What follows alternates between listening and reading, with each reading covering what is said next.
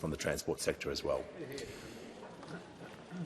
I give the call to the member for North Sydney. Thank you, Mr Speaker. My question is to the Minister for Social Services.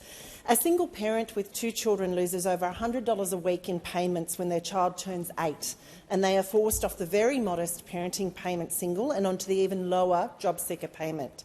What advice does the minister give single parents, mostly women, many of whom are survivors of family violence, who the government are then forcing to make a choice between living in poverty or returning to violence? And will the government commit in the upcoming budget to restoring access to the parenting payment single for parents until their youngest child is 16? Give the call to the Minister for Social Services.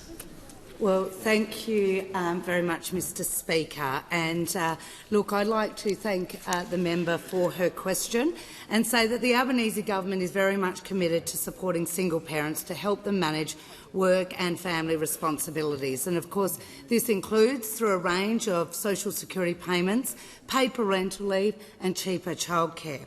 Now, of course, we know, this government knows that Australians are doing it tough, and we are always looking at ways that we can better support them.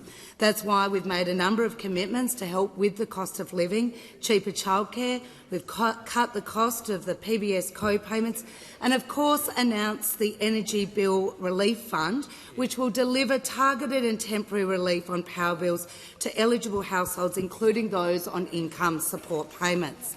Now, of course, through the social security system, single parents can be eligible for parenting payment, and as the member rightly indicates, as their child gets older, most parents are able to increase their level of employment and reduce their need for income support.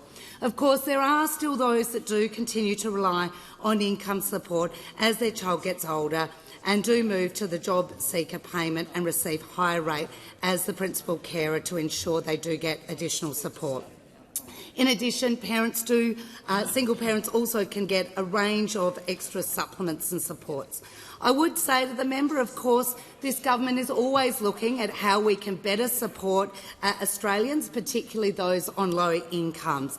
And of course, the government has recently established the Economic Inclusion Advisory Committee to provide advice ahead of every federal budget on the economic inclusion and tackling disadvantage. And of course, some of the payments that will be looked at this do include those being received by single parents, such as parenting payment and job seeker payment, as well as Commonwealth rent assistance.